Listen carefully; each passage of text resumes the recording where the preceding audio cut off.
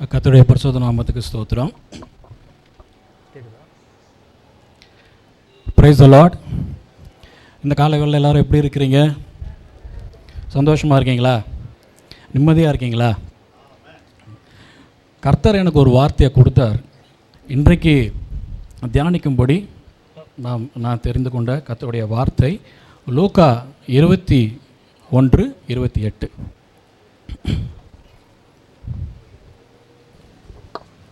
இவைகள் சம்பவிக்க தொடங்கும் போது உங்கள் மீட்பு சமீபமாய் இருக்கிறதால் நீங்கள் நிமிர்ந்து பார்த்து உங்கள் தலைகளை உயர்த்துங்கள் என்றார். இவைகள் சம்பவிக்கும் போது மீட்பு சமீபமாய் இருப்பதனால் நீங்கள் நிமிர்ந்து பார்த்து உங்கள் தலையை உயர்த்துங்கள் என்று ஆண்டவர் இந்த காலை வேளையில சொல்கிறார்.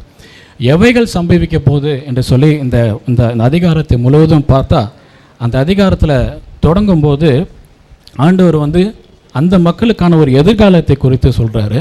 அதுக்கப்புறம் பார்த்திங்கன்னா அவர் வருகையை குறித்ததான காரியங்களை சொல்கிறாரு.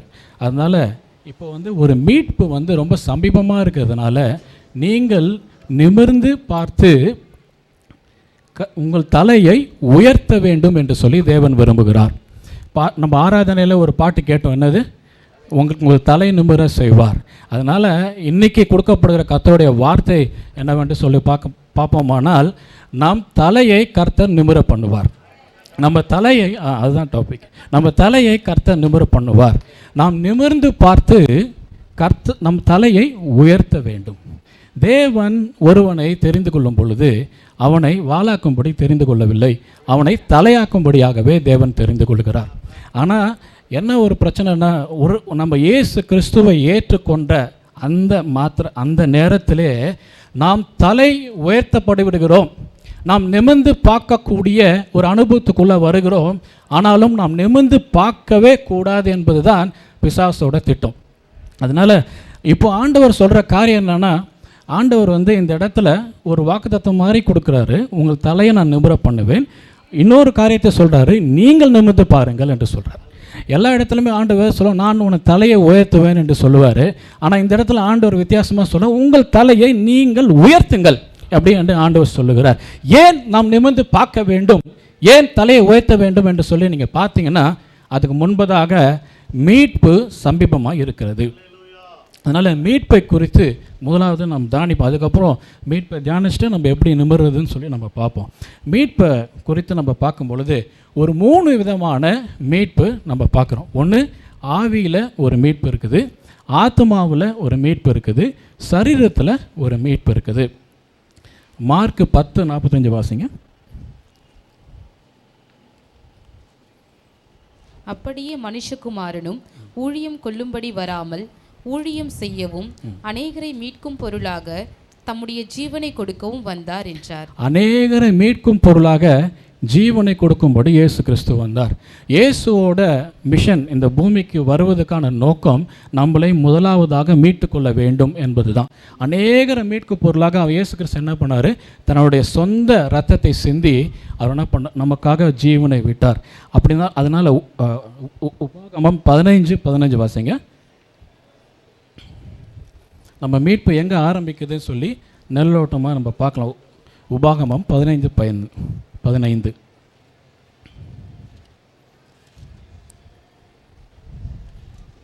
நீ எகிப்து தேசத்தில் அடிமையாயிருந்ததையும் உன் தேவனாகிய கர்த்தர் உன்னை மீட்டு கொண்டதையும் நினைவு கூற கடவாய். ஆகையால் நான் இன்று இந்த காரியத்தை உனக்கு கட்டளையிடுகிறேன். நீங்கள் எகிப்து தேசத்தில் நீ அடிமையாக இருந்ததையும் கர்த்தர் உன்னை மீட்டு கொண்டதையும் நீ நினைத்து பார்க்க கடவாய். இப்போது ஒரு தங்கச்சி சாட்சி சொன்னாங்க பார்த்தீங்களா, நான் எப்படி மீட்கப்பட்டேன் என்று சொல்கிறோம். அப்போ முதலாவது நம்ம எகிப்து தேசத்தில் அடிமையாக இருக்கிறோம். நாம் தலை நிமிரக்கூடாதபடிக்கு ஒரு அடிமைத்தனம் நம்ம வாழ்க்கையில் இருந்தது. பாவம் என்கிறதான ஒரு அடிமைத்தனம், பிசாசு நிமித்தம் வருகிற ஒரு அடிமைத்தனம், அப்புறம் நம்ம சரீரத்தில் வியாதியில் இருக்கிறதான ஒரு அடிமைத்தனம் இருக்கும் பொழுது நம்ம நிமிர்ந்து பார்க்கவே முடியாது. அந்த அடிமைத்தனம் நமக்குள்ளே இருக்கிற வரைக்கும் நம்ம ஒருவரையுமே நிமிர்ந்து பார்க்க முடியாது. ஒரு அடிமை பாருங்கள், அவன் எஜமானை நிமிர்ந்து பார்க்கவே மாட்டான். அவன் எப்படி இருப்பான்? இப்படி குனிஞ்சு தான் இருப்பான். சொல்லுங்கள், நான் செஞ்சிடுறேன். அப்படி இருந்த நம்ம, இந்த உலகத்தில் அடிமையாக இருந்த நம்ம, பிசாசுக்கு அடிமையாக இருந்த நம்ம, மாம்சத்துக்கு அடிமையாக இருந்த நம்மளை இயேசு கிறிஸ்து என்ன பண்ணார்? அந்த அடிமைத்தனத்திலேருந்து முதலாவதாக மீட்டெடுத்தார். இதுதான் ஆவிக்குரிய மீட்பு. ஆவியின் மீட்பை நம்ம முதலாவதாக பெற்றுக்கொள்கிறோம். ரெண்டாவது ஆத்தும மீட்பு. சங்கீதம் 49:9 வாசிங்க. அவர்கள் ஆத்தும மீட்பு மிகவும் அருமையாக இருக்கிறது, அது ஒருபோதும் முடியாது. அவர் ஆத்தும மீட்பு மிகவும் அருமையாக இருக்கிறது, அது ஒருபோதும் முடியாது. இப்போது நம்ம ஆத்துமாவில் நம்ம மீட்கப்பட்டு கொண்டு இருக்கிறோம். ஆத்துமாவில் எப்படி மீட்கப்பட்டு கொண்டு இருக்கிறோம்? நாம் ஆத்துமாவிலே நம்ம ஒவ்வொரு நாளும் மீட்கப்படும்படியாக நமக்கு என்ன கொடுக்கப்படுகிறது? ஆவியானவர் நமக்கு கொடுக்கப்பட்டிருக்கிறார்.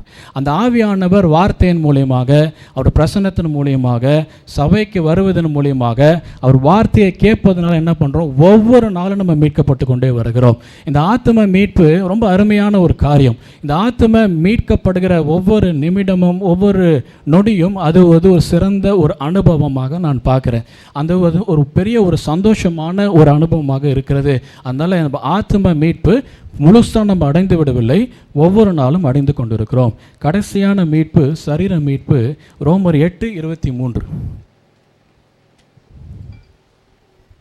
அதுவும் அல்லாமல் ஆவியின் முதற் பலன்களை பெற்ற நாமும் கூட நம்முடைய சரீர மீட்பாகிய புத்திர சுவிகாரம் வருகிறதற்கு காத்திருந்து நமக்குள்ளே தவிக்கிறோம். சரீர மீட்பை பெறும்படிக்கு பவுல் அங்கே என்ன சொல்கிறாரு? நமக்குள்ளே காத்திருந்து தவிக்கிறோம். இயேசு கிறிஸ்து நம்ம முன்னாடி பார்த்தது போல் லூக்கா 21:28 வசனத்தில் பார்த்தது போல் மீட்பு சமீபமாய் இருக்கிறது என்று சொல்கிற காரியம், அந்த எந்த மீட்பை குறித்து இயேசு சொல்கிறார் என்று சொன்னார், சரீர மீட்பு ரொம்ப சமீபமாக இருக்குது. நடக்கக்கூட அடையாளங்கள் எல்லாம் நான் லிஸ்ட்டு பண்ணியிருக்கிறார் ஆண்டவர் அந்த இடத்துல. இவளெல்லாம் நீ கேள்விப்படும் பொழுது தயவு செய்து நீ அடிமைத்தனத்துக்குள்ளாக திரும்ப போயிடாதீங்க. நீங்கள் தலை குனிந்து வாழ்கிற வாழ்க்கையை நீங்கள் வாழ்ந்துடாதீங்க. நீங்கள் தலை நிமிர்ந்து வாழக்கூடிய வாழ்க்கையை நீங்கள் வாழும்படிக்கு ஆண்டவர் சொல்லுகிறார். ஏன் நாம் வாழ்க்கையில் தலை நிமிரக்கூடாதபடிக்கு ஒரு சூழ்நிலை வருகிறது என்று சொல்லி நம்ம பார்ப்போம். ஏன் அப்படி தலை நிமிராமல் இருந்தால் நம்ம வாழ்க்கையில் எப்படிப்பட்ட ஒரு ஆபத்து வரும்? அந்த மீட்பு சமீபமாக இருக்குது. நான் சொன்னது போல், கர்த்தர் சொன்னது போல், அந்த மீட்பை நம்ம இழந்து விடுவோம். எவ்வளோ வருடங்கள் நம்ம சபைக்கு வருகிறோம், கர்த்தருடைய வார்த்தையை கேட்குறோம், அபிஷேகத்தினால நம்ம நிரம்புகிறோம், ஒவ்வொரு நாளும் நம்ம கர்த்தருக்குள்ளே நடக்கிறோம்.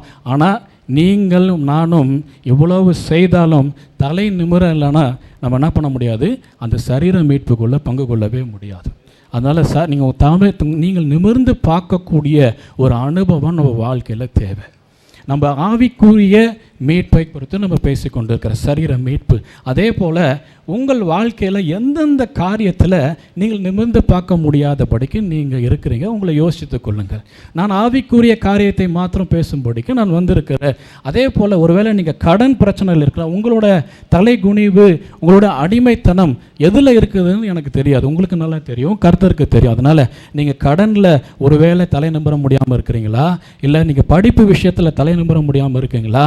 தொழில் விஷயத்தில் தலை நிமிர முடியாமல் இருக்கிறீங்களா? இல்லை குடும்ப வாழ்க்கையில் நான் தலை நிமிர வேண்டும் என்று நினைக்கிறேன், ஆனால் நான் தலை நிமிரவே முடியலை அப்படின்னு சொல்லி இருக்கிறீங்களா? எதனால் இந்த தலை நிமிர முடியாத ஒரு சூழ்நிலை வருது? இயேசு கிறிஸ்து எப்படி அந்த எகிப்தியர்கிட்ட இருந்து நம்ம இஸ்ரவேல் ஜனங்களை விடுதலை பண்ணி அந்த அடிமைத்தனத்திலேருந்து விடுதலை பண்ணினாலும் கூட அப்பப்போ நம்ம கூனி நடக்கிறதான ஒரு வாழ்க்கைக்குள்ளாக நாம் வராதபடிக்கு இருக்க வேண்டும். ஆனால் ஒரு சில நேரத்தில் வருகிற சூழ்நிலை ஒரு சிலருக்கு இருக்க தான் செய்கிறது.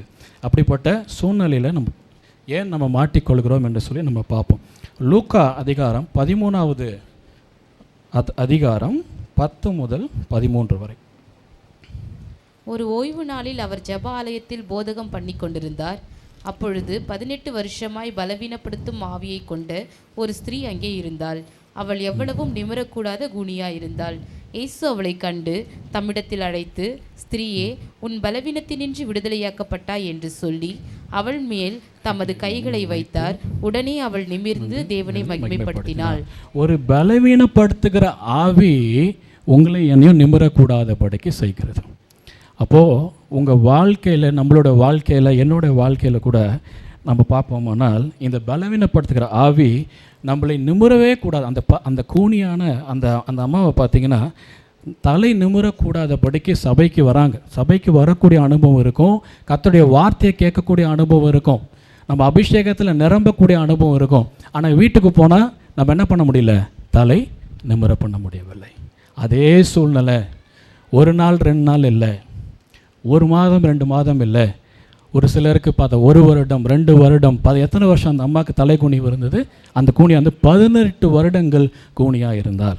அந்த 16வது வசனத்தை நான் வாசிக்கிறேன். இதோ சாத்தார் 18 வருஷமாய் கட்டி இருந்த ஆபிரகாமின் குமாரத்தியாகிய இவளை ஓய்வு நாளில் இந்த கட்டிலிருந்து அவிழ்த்து விட வேண்டியதில்லையோ என்றார். இயேசு கிறிஸ்து ஆண்டவர் அந்த இடத்துல சொல்கிறார், அவளுக்கு ஒரு கட்டு இருக்குது, அவள் கட்டப்பட்டிருக்கிறா. இதோ 18 வருஷமாய் நான் சர்வ வல்லமை உள்ள ஒரு தேவனாக இருக்கிறேன், ஆனால் இந்த உலகத்தில் ஒரு 18 வருஷமாக ஒரு அம்மா ஒரு கூனியாக இருக்கிறா. அந்த கட்டை நான் அவளை விடுதலை பண்ணக்கூடாதா? இந்த ஓய்வு நாளில், இந்த ஆராதனை வேலையில் நீங்கள் எத்தனை வருஷத்துமாக நீங்கள் போராடுறீங்க, எந்த காரியத்துக்காக போராடுறீங்கன்னு எனக்கு தெரியாது, உங்களுக்கும் கர்த்தருக்கு மாத்திரம் தான் தெரியும். இந்த நாளில் நான் சொல்லுகிறேன், அந்த விஷயத்தில் உங்கள் தலையை நிமிர பண்ணுவார், உங்கள் தலையை உயர்த்துவார். நீங்கள் பிசாசுக்கு முன்பாக உங்கள் தலையை நிமிர பண்ணும்படியாக தேவன் செய்வார். உங்கள் தலையில் எண்ணெயை ஊற்றி தலையை உயர்த்தி அபிஷேகம் செய்வார். உங்கள் பாத்திரம் நிரம்பி வலியும், நன்மையும் கிருபையும் என்னை தொடரும். தலை நிமிர்ந்துட்டால் போதும், நான் பிழைத்து விடுவேன் என்று சொல்லி காரியம் இருக்குது. எங்கள் பாட்டியோட தம்பியை நான் அவரை பார்த்தது கிடையாது. அவர் சின்ன வயசு இருக்கும்போது ஒரு வாட்டி என்ன ஆகிடுச்சு, நாய் கடிச்சிடுச்சு. எங்கள் பாட்டி தான் சொல்லுவாங்க இந்த கதை. அப்போ நாய் கடித்த உடனே அவர் தலை வந்து குனிஞ்சிடுச்சு. தலை குனிஞ்ச பிறகு அவரால் தலை தூக்க முடியல. ஏன்னா அந்த காலத்தில் ராபிஸ் வேக்சினேஷன்ஸ் இதெல்லாமே இருக்காது. அப்போது அந்த மந்திரிச்சு விடுவாங்க இந்த ஊரில். அந்த காரியம் அவர் சொன்ன ஒரே ஒரு காரியம், நான் தலை நிமிர்ந்துட்டேன்னா நான் பிழைச்சிடுவேன். ஆனால் அந்த அந்த அந்த வியாதி என்ன பண்ணுது, அவர் தலையை குனிய பண்ணிட்டு. அவர் எங்கள் பாட்டி சொல்லுவாங்க, என் தம்பி சொன்னால் நான் தலையை மாத்திரம் இப்படி தூக்கிட்டேன்னா நான் பிழைச்சிடுவேன். அப்போ அதுபோல் நம்ம வாழ்க்கையில் எந்த விதமான பலவீனப்படுத்துகிற ஆவி நம்ம வாழ்க்கையில் போராடுதுன்னு பார்க்க வேண்டும். இந்த பலவீனப்படுத்துகிற ஆவியின் இடத்தில் நான் தினந்தோறும் போராட வேண்டுமா என்று கேட்பீர்களானால் கிடையாது. தினந்தோறும் போராட வேண்டிய அவசியம் இல்லை. ஆனால் ஆவிகள் நம்ம இடத்துல போராடும், ஆவிகள் தான் நம்ம இடத்துல போராடும். நம்ம அந்த ஆவிகள் இடத்துல தினந்தோறும் போராட வேண்டிய அவசியம் இல்லை. பிசாசு இயேசுவோடு கூட போராடி கொண்டு இருந்தான், ஆனால் சில காலங்கள் ஓய்ந்திருக்கிறான். அதனால் அவ்வப்போது வருகிற போராட்டத்தை நம்ம ஜெயிப்போம். ஆனால் உங்கள் வாழ்க்கையில் ஒரு சில பிரச்சனைகளுக்கு எத்தனை வருடங்கள் நீங்கள் அந்த பலவீனப்படுத்துகிற ஆவியின் இடத்துல சிக்கிக்கொள்கிறீர்கள்? கொஞ்சம் யோசித்து பாருங்கள். வாலிப பிள்ளைங்க, வயதானவங்க, குடும்ப ஸ்திரீகள், குடும்ப தலைவர்கள், நீங்கள் சபைக்கு வரீங்க, சந்தோஷமாக இருக்க, ஆராதனை செய்கிறோம், எல்லாம் கரெக்டு. தனியாக உட்காரும் போது ஒரே ஒரு யோசனை வந்து உங்களை டிஸ்டர்ப் பண்ணும். அப்போது அந்த யோசனை, அந்த கொண்டு வருகிற அந்த பலவீனப்படுத்துகிற ஆவி, அந்த சூழ்நிலைகள் இன்னும் உனக்கு அப்படி தான் இருக்குது. நீங்கள் சபைக்கு போகிறீங்க, கரெக்டு, நீ சபைக்கு போகிற, ஆழமான பிரசங்கத்தை கேட்குற நல்ல போதகர் உனக்கு கிடைத்திருக்கிறார், ரைட், அருமையான ஒரு ஆராதனை, ஆவியில் நிரம்புகிறோம். ஆனால் நீங்கள் தனியாக உட்காந்துருக்கிற சமயத்தில் எனக்காவது நீங்கள் நினச்சிருக்கிறீங்களா, ஒரே ஒரு பலவீனப்படுத்துகிற ஆவி உங்களை தினந்தோறும் நீங்கள் தலை நிமிரக்கூடாதபடிக்கு செய்கிற காரியங்கள். அதனால் இந்த தலை நிமிர முடியாத செய்கிற காரியத்தை நாம் கண்டிப்பாக இன்றைக்கு ஜெயிக்கணும். இன்றைக்கு மாத்திரமல்ல, சரீர மீட்பு சமீபமாக இருக்கிறபடினால நாம் என்றென்றைக்கும் நம்ம ஜெயிக்க வேண்டும். ஒரு முறை நம்ம நிமிர்ந்துட்டா ஒரு மறுமுறை நம்ம தலை குனியாத ஒரு வாழ்க்கையை நம்ம வாழணும். இப்போ யூதா புஸ்தகத்தில் 1:3 வசனத்தை பாஸ்டர் இப்போ வந்து வச்சு ஒரு மெசேஜ் எடுத்தாங்க. ஒரு விசை ஒப்புவிக்கப்பட்ட விசுவாசம், தாட் எடுத்தாங்க, அந்த மெசேஜ் ஆக்கிடுவாங்க பின்னாடி. அது ஒரு விசை ஒப்புவிக்கப்பட்ட அந்த விசுவாசம். ஆமாம், போன வாரம் ஆண்டவருக்கு அந்த வார்த்தையை கொடுத்து தியானிச்சு அதுதான் செய்தியாக இருக்குமோ சொல்லிட்டு நான் எடுத்துகிட்டு இருந்தேன். ஆனால் ஆண்டவர் அது இல்லை, அதை ஓரங்கட்டு இதை எடு அப்படின்னாரு. அதான் இதை நான் எடுத்துகிட்டு. அப்போ பார்த்தீங்கன்னா ஒரு விசை ஒப்புவிக்கப்பட்ட விசுவாசம், ஒரே ஒரு தரம், ஒரே ஒரு வாழ்க்கை, ஒரே கர்த்தர், ஒரே ஆவியானது, எல்லாம் ஒன்று தான். ஆனால் நம்ம தான் அதை சரியாக புரிஞ்சுக்கிறதுனால நாம் அடிக்கடி கூணி நம்ம வாழ்கிற குந்தி நடக்கிறதான ஒரு வாழ்க்கைக்குள்ளே இருக்கிறோம்.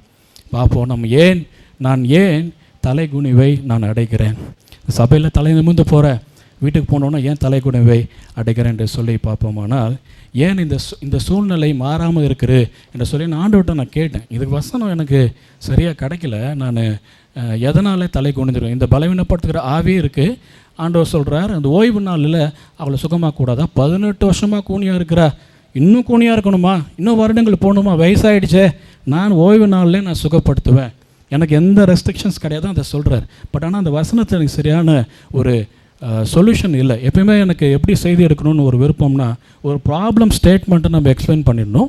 அந்த ப்ராப்ளம் ஸ்டேட்மெண்ட்லேருந்து என்ன சொல்யூஷன், அதை மக்களாகிய நீங்கள் நான் என்ன பண்ணணும், எக்ஸசைஸ் பண்ணி வாழ்க்கையில் உயரவே பார்க்கணும். ஆமாம், டெவலப் ஆகணும். அப்போ தான் ஒவ்வொரு நாள் தான் டெவலப் ஆகணும். போன வாரம் இருக்கிற அந்த ஆவிக்குரிய வளர்ச்சி இந்த வாரத்தில் அதே அளவில் இருக்கக்கூடாது. அடுத்த வாரத்துக்கு அதுக்கு மேலாக நம்ம இருக்கணும்.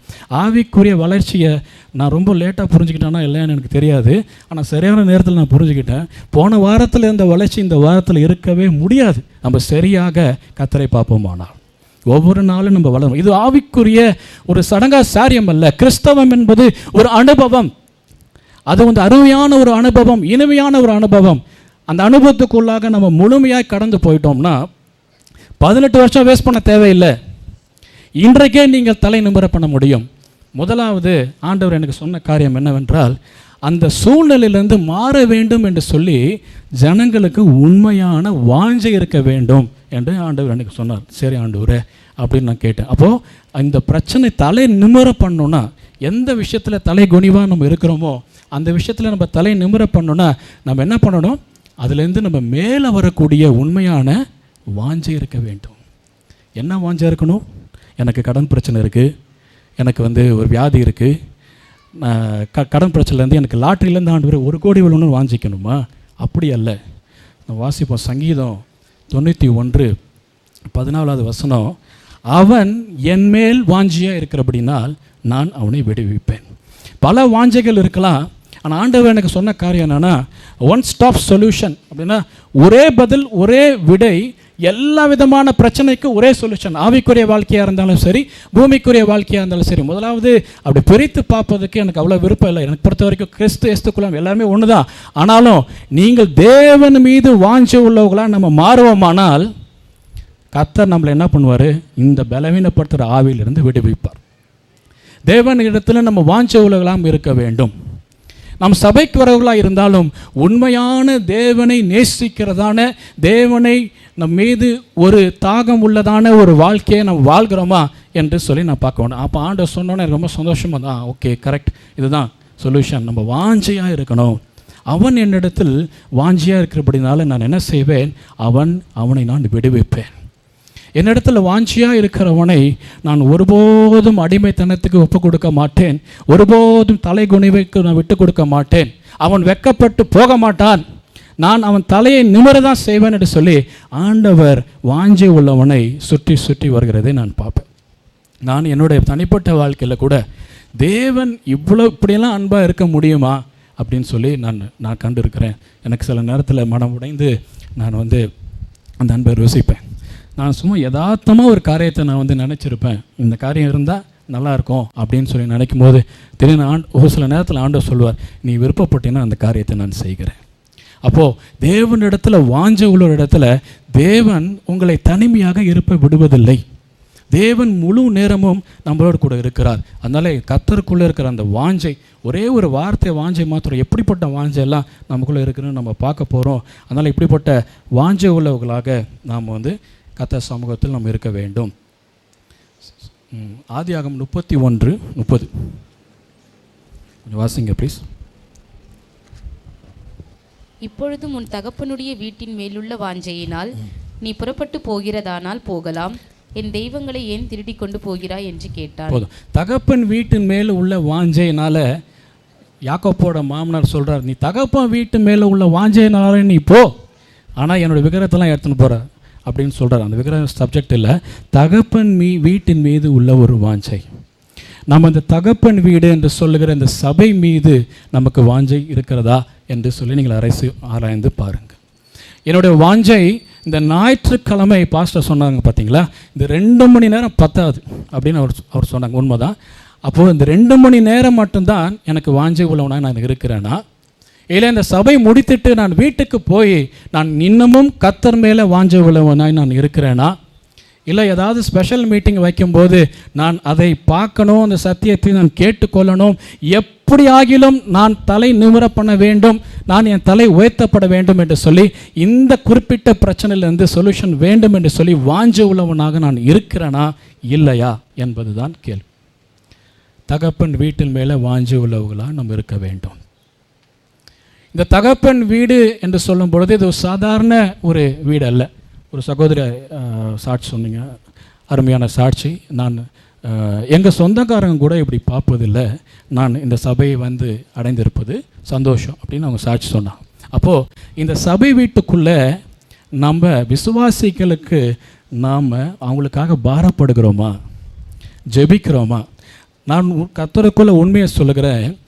நான் ஒரு சில தேசத்துக்கு நான் போனாலும் கூட நான் தினந்தோறும் உங்களுக்காக நான் ஜெபிக்கிறேன். அப்போது விசுவாசிகளுக்காக ஜெபிக்கிறேன், பாஸ்டருக்காக ஜெபிக்கிறேன், பாஸ்டர் குடும்பத்துக்காக ஜெபிக்கிறேன், டேவிட் அங்கிள் பிரதர் அங்கிளுக்காகவும் அவங்க குடும்பத்துக்காக ஜெபிக்கிறேன், கல்யாணமாகாத பிள்ளைகளுக்காக ஜெபிக்கிறேன், நீங்கள் பொருளாதாரத்தில் உயர வேண்டும் என்று சொல்லி நான் ஜெபிக்கிறேன், கஷ்டப்படுகிற மக்களுக்கு உயர்வுகளை நீங்கள் தர வேண்டும் என்று சொல்லி நான் ஜெபிக்கிறேன்.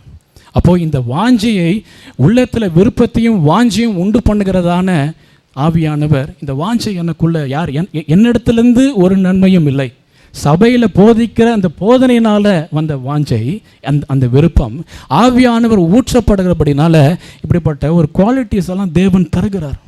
அப்போது சபை தகப்பன் வீட்டு மேலே வாஞ்சன்னா சபைக்கு வருவது மாத்திரம் இல்லை, அது சபையிலேருந்து கிடைக்கிற பை ப்ராடக்ட்ஸ் எல்லாத்த மீது நம்ம என்ன பண்ணணும், வாஞ்சிக்க வேண்டும். ஆராதனையை நம்ம வாஞ்சிக்கணும், கர்த்தருடைய ஆராதனையில் பங்கு கொள்ளணும், வாஞ்சிக்கணும். அடிக்கடி ஒரு சீக்கிரமாக நம்ம சபைக்கு போகணும், சபைக்கு போகிறோன்னு சொன்ன உடனே தாவீதுக்கு ஒரே சந்தோஷம். நான் சபைக்கு போகிறேன், கர்த்தரை ஆராதிக்க போகிறேன், தொழுதுக்குள்ளே போகிறேன்ற ஒரு சந்தோஷம் அந்த தகப்பன் வீட்டு மேல் அவனுக்குள்ளே இருந்ததான வாஞ்சி. தாவீது ஒரு இடத்துல சொல்லுவார், நான் ராஜாவாயிட்டேன், நான் மாளிகையில் இருக்கிறேன், ஆனால் அந்த உடன்படிக்கை பெட்டி எங்கே இருக்குது, ஒரு டென்ட்டுக்குள்ளே இருக்குது என்று சொல்லி அவனுக்குள்ளே ஒரு வருத்தம். அவன் சபை தகப்பன் வீட்டு மேலே ஒரு வாஞ்சி, என் தகப்பனுக்காக நான் ஒரு வீடை கட்டுவேன் அப்படின்னு சொல்லி சாலமோனை கொண்டு தேவன் கட்டினார். தகப்பன் வீட்டு உள்ள ஒரு வாஞ்சை நமக்கு இருக்க வேண்டும். யோபு ஒரு இடத்துல சொல்லுவார், அவரை பார்க்க நான் வாஞ்சியாக இருக்கிறேன். இந்த வசனம் எனக்கு புரியவே இல்லை, அவரை பார்க்கும்படி நான் வாஞ்சியாக இருக்கேன். யோபுக்கு இருந்த சூழ்நிலை உங்களுக்கு தெரியும்ல, எவ்வளோ ஒரு மோசமான ஒரு சூழ்நிலை. அந்த சூழ்நிலையில் யோபு இருக்கும்போது கூட யோபுக்கு அந்த வாஞ்சி அவனுக்குள்ளே அடங்கவே இல்லை. இப்படிப்பட்ட சூழ்நிலையில் நாம் இருப்போமானால் இப்படிப்பட்ட வாஞ்சை நமக்கு வருமா? அதுதான் ஆவிக்குரியதான ஒரு கர்த்தருக்குள்ளே தானே இருக்கிற வாஞ்சை, அதுதான் ஆவிக்குரிய காரியங்கள் இருக்கிறதான ஒரு சிறந்த ஒரு குவாலிட்டிஸ் நமக்குள்ளே இருக்கிறோம். அப்போது யோபு இருக்கிறதான சூழ்நிலையில் கர்த்தரை பார்க்க முடியாமல் ஒரு வாஞ்சை. நேற்று ஒரு காரியத்தை நான் தியானிச்சுட்டு இருந்தேன், அந்த செய்தி அல்ல, ஆனால் பவுலோட காரியத்தை நான் பார்க்கும்போது ரொம்ப எனக்கு ஒரு வித்தியாசமாக இருக்குது. பவுல் ஜெயிலில் இருக்கும் போதும் உங்கள் அறிவு பெருகும்படி, உங்கள் உணர்வுகள் பெருகும்படி நான் வேண்டிக் கொள்கிறேன். எவ்விதத்தில் ஆகிலும் நான் கர்த்தரை என்னோடய சரீரத்தினால நான் வந்து மகிமைப்படுத்த வேண்டும் என்று சொல்லி நான் வேண்டிக் கொள்கிறேன். அவனே சாவ கிடக்கிறான், இன்றைக்கான் நாளைக்கான்னு தெரில பவுல். அந்த இடத்துலையும் அவனுக்கு கர்த்தர் மீது உள்ள ஒரு வாஞ்சி. உங்களுக்கு இருக்கிற பிரச்சனைகளை நீங்கள் பார்த்து கொண்டு இந்த வாஞ்சியை தனிய பண்ண வேண்டும் என்றுதான் அந்த பலவீனப்படுத்துகிறதோட ஆவியோட வேலை. நீங்கள் அந்த வேலையை சரியா, பிசாசின் தந்திரங்களை நீங்கள் அறியாதவைகள் அல்லவே. அதனால தான் வாரந்தோறும் நம்ம சபைக்கு வருகிறோம். இந்த பலவீனப்படுத்துகிற ஆவி என்ன, எப்படியாகிலும் கர்த்தரை வாஞ்சிக்கிறதான இந்த வாஞ்சையை நான் எடுத்து விட வேண்டும். அதுக்கு தான் உங்களை கண்ணி வைத்து உங்களை பிடிக்கிறான். இப்படி நான் ஒரு தந்திரங்களை நான் பயன்படுத்தி அந்த வாஞ்சையை கொஞ்சம் கொஞ்சமாக 100% ரட்சிக்கப்பட்ட புதுசில் இருந்த அந்த வாஞ்சை 50, 40, 30, 20, 10, 0 அப்படி வந்துடுச்சுன்னா சரீர மீட்பை அவன் பெற்றுக்கொள்ள முடியாது. சரீர மீட்பை பெற்றுக்கொள்ள முடியாமல் என்னோட கூட அவன் நரகத்தில் இருப்பான். அதுதான் இந்த பலவீனப்படுத்துகிறோட ஆவியோட தெளிவான திட்டம். நீங்கள் உங்களுக்கு இருக்கிற பிரச்சனைகளிலே நீங்கள் அதையே யோசித்து சிந்தித்து கர்த்தரிடத்தில் வாஞ்சை இல்லாதவர்களாக இருப்பீர்களானால் there is a problem, you have a big problem in your life. நீங்கள் ஒரு பெரிய பிரச்சனைக்குள்ளாக மாட்டிக்கொண்டிருக்கிறீர்கள். ஏனென்றால் மீட்பு சமீபமாக இருக்கிறது. நீங்கள் அப்படிப்பட்ட காரியத்திலிருந்து வெளியே வர வேண்டும். கர்த்தர் மீது உள்ள உண்மையான உத்தமமான வாஞ்சையினாலே நாம் நிரப்பப்பட வேண்டும். இது அப்படிப்பட்ட ஒரு காலம், இது சாதாரண காலம் அல்ல. தேவன் நம்மளை நல்ல ஒரு ஆவியானவரை நடத்தப்படுகிற ஒரு சபையில் கொண்டு வந்திருக்கிறார். இங்கே வந்தும் கர்த்தருக்குள்ளே இருக்கிற வாஞ்சை நம்மளுக்குள்ளே இல்லாமல் போகுமானால் எங்கே போய் நம்ம கர்த்தருக்குள்ளே இருக்கிற வாஞ்சை வரும்? யோசிச்சு பாருங்கள். நமக்கு என்ன குறை ஆவிக்குரிய வாழ்க்கையில்? குறை இல்லை. வசனத்தில் குறையா? தேவ பிரசன்னத்தில் குறையா? பாஸ்டர் அவர் பாடுபட்டு வசனத்தை எடுக்கலையா? அருமையான போதகரை நம்ம கர்த்தர் கொடுத்துருக்கிறார். நான் அவரை மிகப்படுத்தி சொல்லணும்னு எனக்கு இல்லை. அவர் என் ஆவிக்குரிய தகப்பனாக இருக்கிறார். ஏன்னா நான் அதில் பலன் அடைஞ்சிருக்கிறேன். அதனால் நான் சொல்கிறேன், நான் அந்த போதகத்தை நிமித்தம் ஆசீர்வதிக்கப்பட்டு இருக்கிறேன். கர்த்தருடைய வாஞ்சை எனக்குள்ளே ஆவியானவர் அந்த வார்த்தை மூலமாக நிரப்பிட்டுக்கிறார். அப்போ எல்லாருக்கும் தானே தேவன் நிரப்பினார். ஏன் நாம் தலை நிமிர பண்ண முடியவில்லை? கர்த்தரிடத்தில் அந்த வாஞ்சை பெருக வேண்டும். ஒருவன் 30, ஒருவன் 60, ஒருவன் 100 பலன் கொடுக்குறான். நம்ம கர்த்தருடைய வாஞ்சை விஷயத்தில் 100% பலன் கொடுக்க வேண்டும். பரலோகம் போகிறது கர்த்தருடைய கிருபையினாலே நம்ம போவோம், சரீரம் மீட்பை அடைவோம், கர்த்தர் தலை நிமிர பண்ணுவார். ஆனால் நாம் எப்படிப்பட்ட மகிமையோடு கூட போகிறோம் என்பது தான் கேள்வி. அதனால் தகப்பன் வீட்டு மேல் ஒரு வாஞ்சை, அவரை பார்க்க வேண்டும் என்றுதான ஒரு வாஞ்சை நமக்குள்ளே இருக்க வேண்டும். சங்கீதம் 63:1 என் மாம்சம் உம்மை வாஞ்சிக்கிறது என்று சொல்லி நம்ம பார்க்குறோம். தேவனே, நீர் என்னுடைய தேவன், அதிகாலமே உம்மை தேடுகிறேன். வறண்டதும் விடாய்த்ததும் தண்ணீரற்றதுமான நிலத்திலே என் ஆத்துமா உம்மேல் தாகமாய் இருக்கிறது. என் மாம்சமானது உம்மை வாஞ்சிக்கிறது. என் மாம்சமானது உம்மை வாஞ்சிக்கிறது என்று சொல்லி எப்போ சொல்கிறார்? அவர் மதியான வேலையில் சொல்கிறாரா, நைட்டு சொல்கிறாரா, அதிகாலை வேலையில் அவர் சொல்கிறார்? அதனால் நம்ம மாமிசம் எதை வாஞ்சிக்கணும்? கர்த்தர் இடத்துல வாஞ்சிக்கணும். நான் இப்போ ஜெர்மனிலேருந்து என்னோட கிராஜுவேஷன்லாம் முடிச்சு பாஸ்டருக்கு மெசேஜ் அனுப்பிச்சேன். பாஸ்டர், நான் இந்த மாதிரி லண்டன் போகிறேன், கிராஜுவேஷனுக்கு போகிறேன் அப்படிலாம் சொல்லிவிட்டு, ஓகே வேலை தேடினேன், வேலை கிடைக்கல, கர்த்தர் அது ஏதோ ஒரு காரணத்தினால போக சொன்னால் நானும் போயிட்டேன், வந்துட்டேன். வரும்போது எனக்கு ஃப்ளைட்டில் எனக்குள்ளே ஒரு பாரம் என்னென்னா, ஆண்டவரே நான் குடும்பத்தோடு கூட இருக்க போகிறேன், என்னோட அனுபவங்கள் என்னோட கர்த்தருக்குள்ளே இருக்கிற அந்த வாஞ்சை குறையாது, ஆனால் கூட வேண்டும். ஆனால் நான் இப்போ பாஸ்டர் அருமையாக அந்த வார்த்தை சொன்னாங்க. எல்லாமே கொஞ்ச நாள் தான். மனைவி பிள்ளைகள் எல்லாம் முக்கியம். நான் மனைவியை நேசிக்கிறேன், ஐ லவ் மை ஒய்ஃப். அதே போல் என்னோட ஒய்ஃபும் என்னை ரொம்ப அதிகமாக நேசிக்கிறாங்க, நான் பிள்ளைகளை நேசிக்கிறேன், நாங்கள் உங்களை எல்லாரையும் நீங்களும் நேசிக்கிறீங்க, நாங்களும் நேசிக்கிறோம். ஆனால் இது ஒரு தற்காலிகமான ஒரு வாழ்க்கை. ஆனால் கர்த்தரிடத்துலேருந்து ஒரு வாஞ்சை தான் நம்மளை வாழ வைக்கும். அதனால் இந்த மாம்சத்தில் வாழும்போது நல்ல ஒரு வாய்ப்பு கர்த்தர் மீது வாஞ்சையெல்லாம் இருக்க வேண்டும். ஒவ்வொரு செல்ஸும், ஒவ்வொரு நொடியும், ஒவ்வொரு நிமிடமும் நம்ம எதில் வாஞ்சியாக இருக்கணும்? கர்த்தர் இடத்துல வாஞ்சியாக இருக்கணும். கர்த்தர் இடத்துல வாஞ்சியாக இருக்கிற பேரில் நம்ம சமைக்காமல் இருக்கக்கூடாது. கர்த்தர் இடத்துல வாஞ்சியாக இருக்கிற பேரில் நம்ம வேலைக்கு போகாமல் இருக்கக்கூடாது. அங்கே சாட்சியை கெடுத்துக்கூடாது. நான் கர்த்தர் இடத்துல வாஞ்சியாக இருக்கிறேன், நான் இதெல்லாம் செய்ய முடியாது, அப்படி இல்லை. நீங்கள் அதையும் செய்யணும், இதையும் விடாது இருக்க வேண்டும். குடும்பத்தோடு கூட கர்த்தர் இடத்துல நம்ம என்ன பண்ணணும்? வாஞ்சியாக இருக்கணும். ஏசாயா 26:8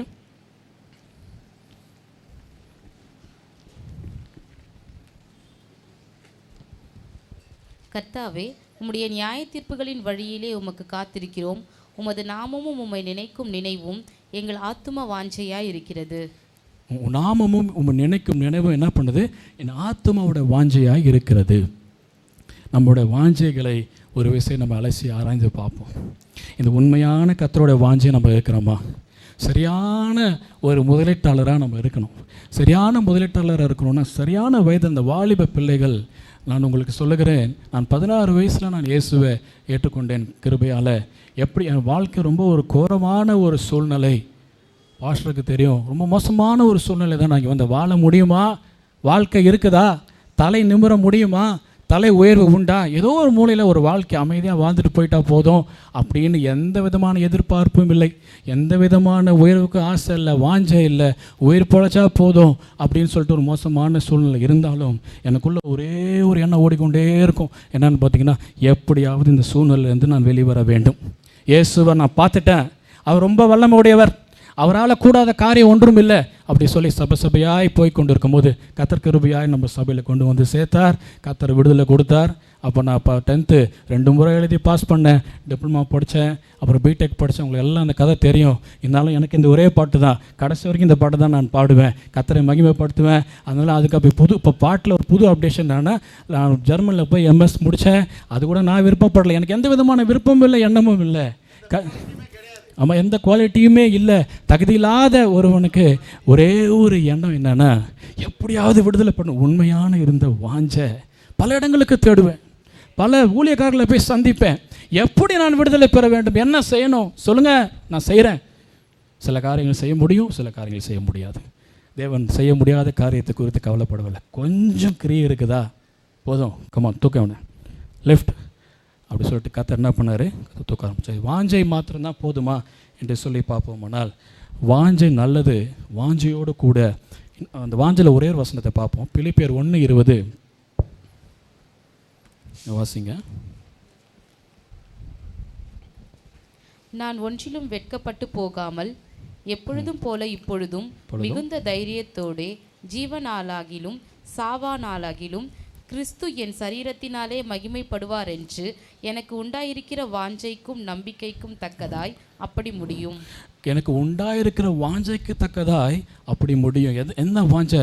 கிறிஸ்து என் சரீரத்தில் மகிமைப்படுவார் என்று சொல்லி பவுலுக்கு ஒரு சிறந்த ஒரு வாஞ்சை இருக்குது. அவன் சூழ்நிலைகளை பார்க்கல, அந்த வாஞ்சையெல்லாம் இருந்ததுனால தான் அவன் சொல்கிறான்.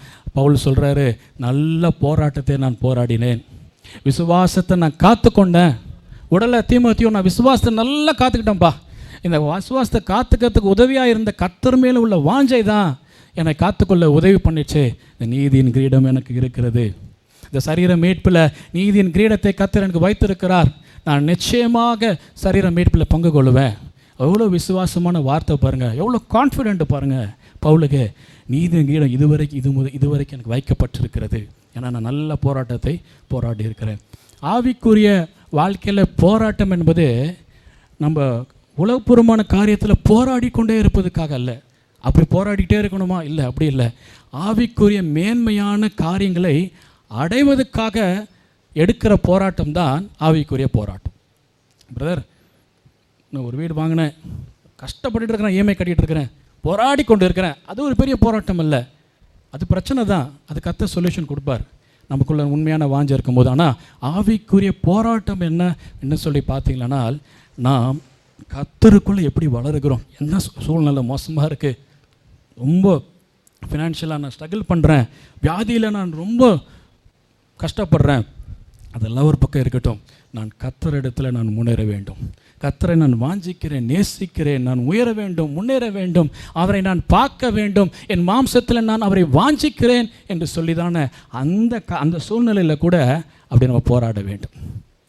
ஆமாம், ஏதோ ஒன்று கர்த்தர் பார்த்து பார்ப்போங்க அப்படின்னு சொல்லிட்டு விடாதபடிக்கு அப்படிப்பட்ட பிரச்சனைகளுக்கும் நீங்கள் ஒரு சில கிரியைகளை செய்யணும். அதே போல் ஆவிக்குரிய வாழ்க்கையில் நம்ம போராடணும். ரெண்டாவது சப்டைட்டில் பார்ப்போம். வாஞ்சை மாத்திரம் நமக்கு போதாது, நாம் கிரியை செய்வன. பிரசங்கி 3:11.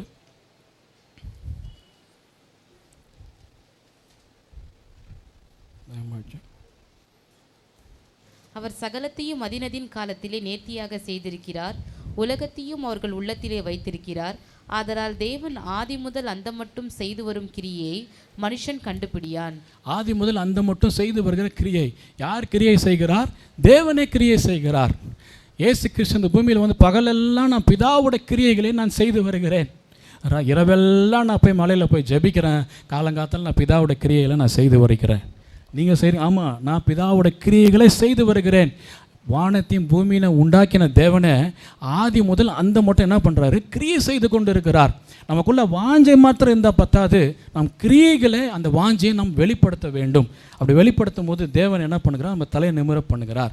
மத்தேயு 5:16 உங்கள் நற்கிரியினாலே அவர்கள் கண்டு உங்கள் வெளிச்சம் அவர்கள் மீது வீசக்கடவுது என்று சொல்லி இயேசுக்கு சொல்லுகிறார். எப்படிப்பட்ட கிரியைகளை நம்ம செய்யணும்? நற்கிரியைகளை செய்யணும். உங்களுக்கு இருக்கிற பிரச்சனை, ஒரு படிப்பு வரல, ஒரு மேக்ஸ் வரலன்னா மேக்ஸ் வரல என்று சொல்லி உட்காந்துருப்பதை காட்டிலும் அதை எக்ஸசைஸ் பண்ணி பார்க்கணும். நான் மேக்ஸில் ஃபஸ்ட்டு மார்க் வாங்கணும்னு மாத்திரம் ஆசைப்பட்டால் பத்தாது, என்ன பண்ணணும்? கிரியை செய்து பார்க்க வேண்டும். நான் பெரிய தொழிலதிபர் ஆக வேண்டும் அப்படின்னு சொல்லி நமக்குள்ளே வாஞ்சிருந்தால் தவறே இல்லை, கண்டிப்பாக நம்ம ஆகணும், நிறைய பேர் ஆகணும் அப்படின் என்னுடைய விருப்பம். ஆனால் அதுக்கு என்ன பண்ணணும்? அனலைசிஸ் பண்ணி பார்க்கணும். அப்படி பண்ணணும்னா நான் எதை செய்ய வேண்டும், இதை செய்தால் இது செய்யலாம்னு சொல்லி கிரியைகளிலே நாம் வாஞ்சி வெளிப்படுத்த வேண்டும். அப்படி பண்ணால் மாத்திரம்தான் நம்ம என்ன பண்ண முடியும்?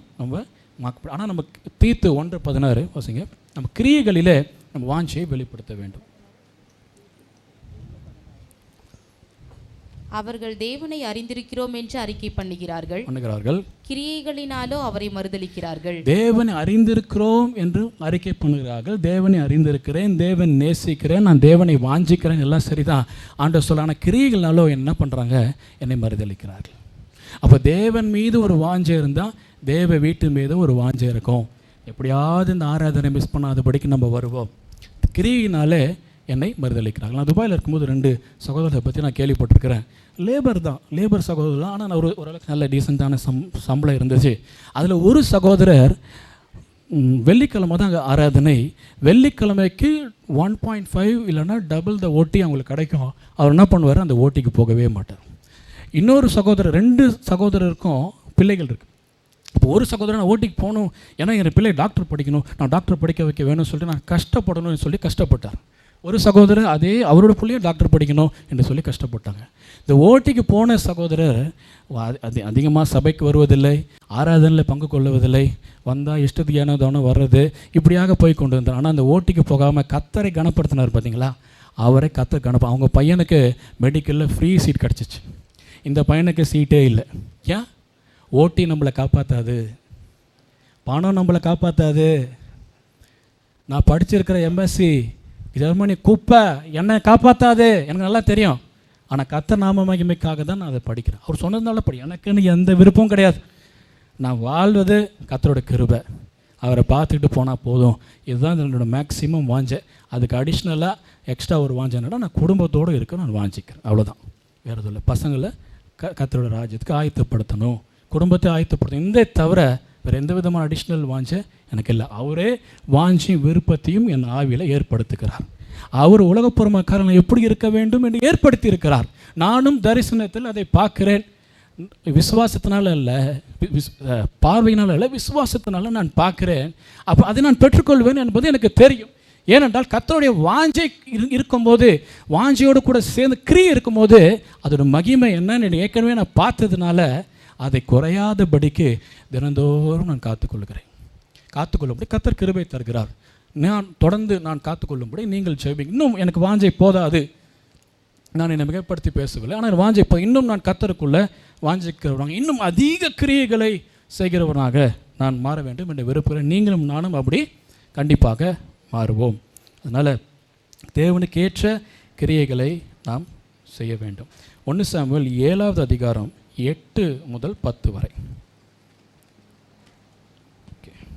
சாமுவேலை நோக்கி, நம்முடைய தேவனாகிய கர்த்தர் எங்களை பெலிஸ்தரின் கைக்கு நீங்களாக்கி ரட்சிக்கும்படிக்கு எங்களுக்காக அவரை நோக்கி ஓயாமல் வேண்டிக் கொள்ளும் என்றார்கள். அப்பொழுது சாமுவேல் பால் குடிக்கிற ஒரு ஆட்டுக்குட்டியை பிடித்து அதை கர்த்தருக்கு சர்வாங்க தகன பலியாக செலுத்தி இஸ்ரவேலுக்காக கர்த்தரை நோக்கி வேண்டிக் கொண்டான். கர்த்தர் அவனுக்கு மறுமொழி அருளச் செய்தார்.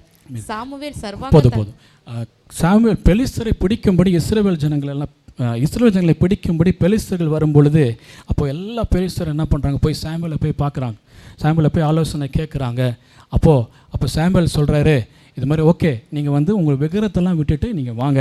அப்போ பெலிஸ்தர்கள் இஸ்ரவேல் இந்த குறிப்பிட்ட இடத்துக்கு வந்திருக்கிறார்கள் என்று தெரிந்த உடனே அவன் என்ன பண்ணுறான்? பெலிஸ்தர்கள்லாம் இவங்களை பிடிக்கும்படி வருகிறான். அப்போது சாமுவேல் சொல்கிறான், ஒரு ஆட்டை எடுத்து பலியிட்டு அவன் சாமுவேல் என்ன பண்ணுறான்? கர்த்தரை நோக்கி விண்ணப்பம் பண்ணுகிறான். கர்த்தர் என்ன பண்ணுறார்? மறு உத்தரவு கொடுக்கிறார். வாஞ்சையோடு கூட கிரியை இருக்கும் பொழுது தேவன் என்ன பண்ணுகிறார்? உங்கள் பிரச்சனைகளுக்கு மறு உத்தரவு கொடுக்கிறார்.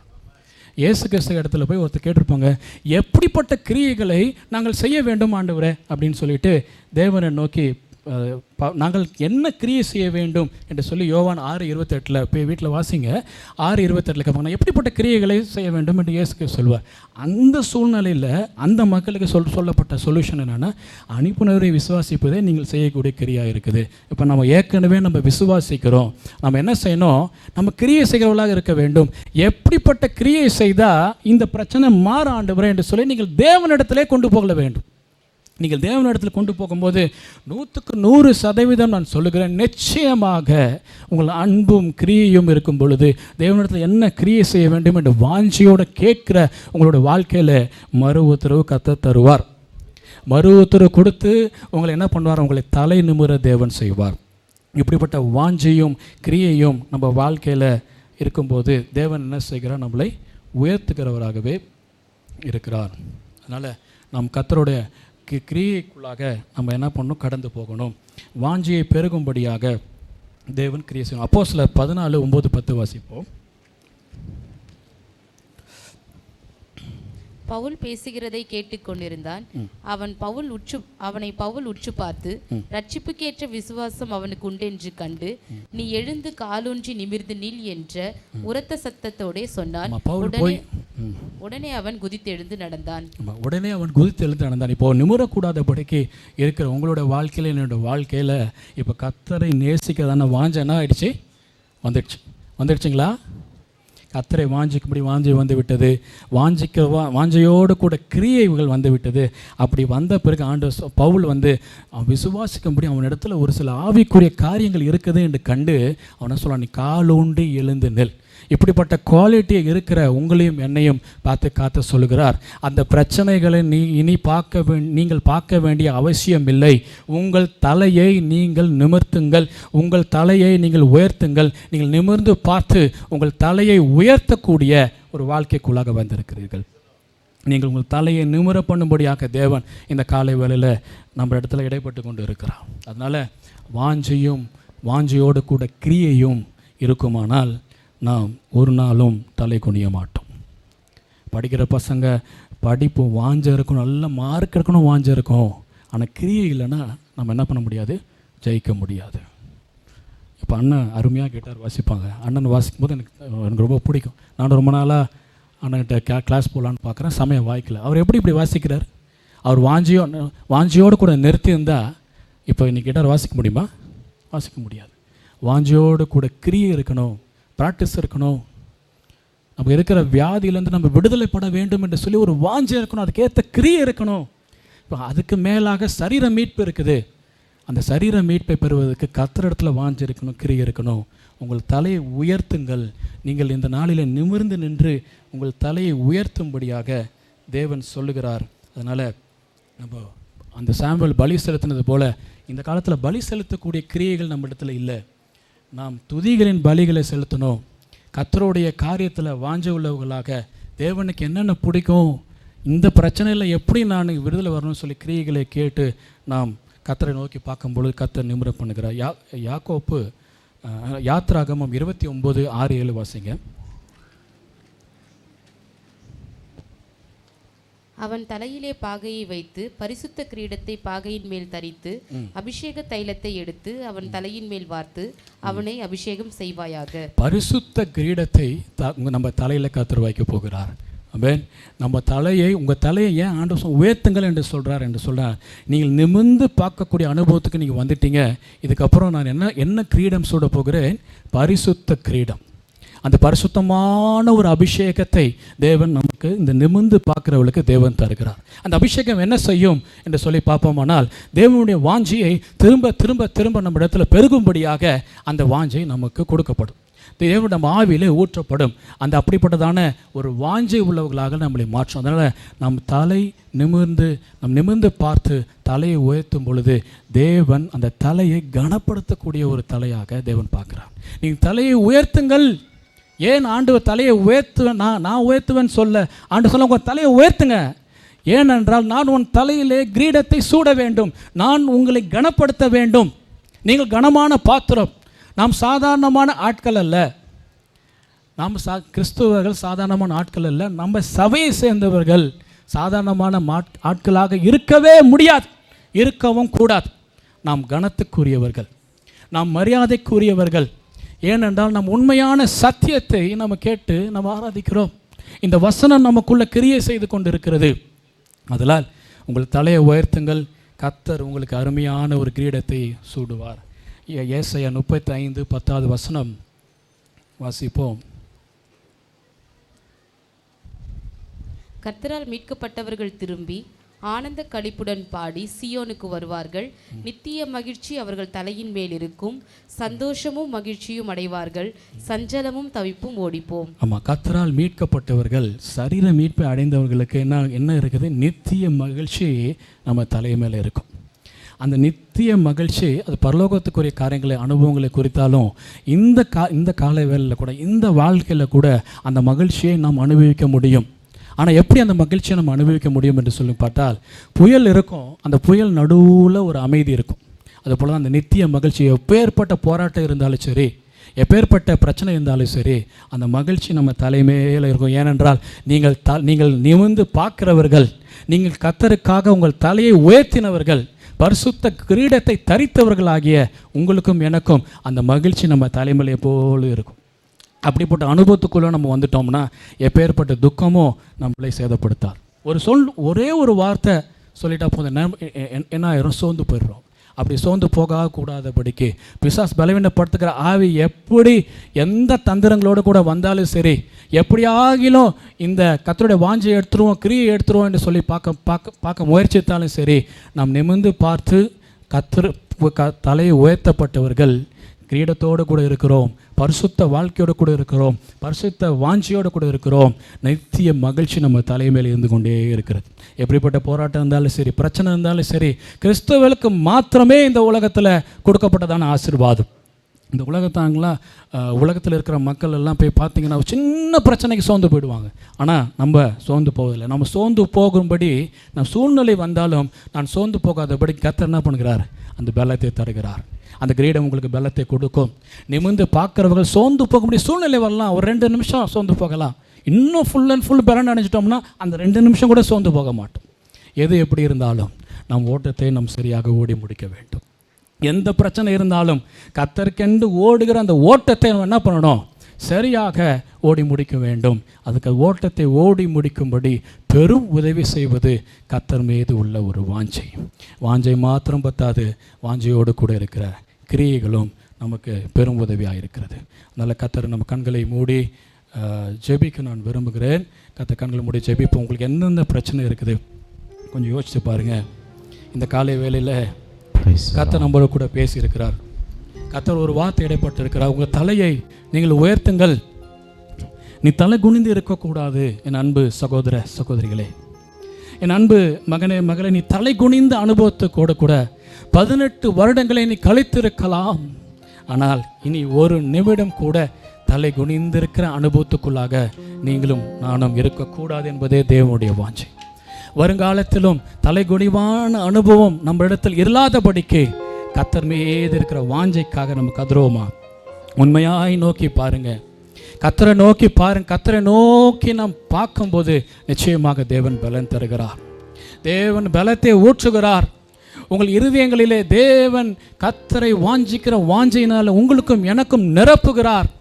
அவர் வாஞ்சை மாத்திரமல்ல, கிரியை செய்யும்படி நமக்கு தூண்டுதலையும் பலனையும் கிருபையும் கர்த்தர் தருகிறார். இந்த வார்த்தை நம்மளோடு கூட இடைப்படுவதாக, நம்மளை மாற்றுவதாக. கர்த்தாவே, இந்த வார்த்தை எங்களை மாற்றட்டும். நாங்கள் கிரியைகளிலே இன்னும் போதுமானவர்களாக இல்லை ஆண்டவரே, இன்னும் நாங்கள் கிரியைகளை பெருக வேண்டும். நாங்கள் வாஞ்சியோடு கூட நிறுத்திடாதபடி தாவீதை போல நாங்கள் தகப்பன் வீட்டு மேலே வாஞ்சை உள்ளவர்கள். என் மாம்சத்தில் நான் கர்த்தரை வாஞ்சிக்கிறேன், தேவனிடத்தில் நான் வாஞ்சிக்கிறேன், நான் கிரியை செய்கிறேன், பலிகளை செலுத்துகிறேன். பவுலை போல எப்படி இருந்தாலும் என் சரீரம் கர்த்தருக்காக மகிமைப்பட வேண்டும். ஆண்டவரே, இந்த மீட்பு நாள் வரும்பொழுது என் நித்திய மகிழ்ச்சி என் தலைமையில் இருக்கும். நானுக்கு சூடப்பட்டு இருக்கிற அந்த பரிசுத்த கிரீடத்தோடு கூட நான் உம்மை பார்ப்பேன். நான் அந்நிய கண்களல்ல, என் சொந்த கண்களே தேவனை உம்மை நான் பார்ப்பேன். அதனால் கர்த்தரை மகிமைப்படுத்துவோம். கர்த்தாவே, எப்படிப்பட்ட கிருபைகளை எங்களுக்கு தாரும். தயவு செய்து எங்களை பலனை தாரும். நாங்கள் குந்தி குந்தி நடக்கிற அனுபவத்திலிருந்து எங்களை விடுதலையாக்கும்.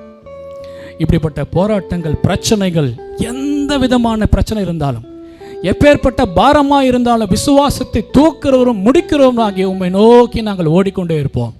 எங்களுக்கு பலனை தார். தொடர்ந்து நடத்துங்கப்பா. இயேசு மூலம் பிதாவே, ஆமென்.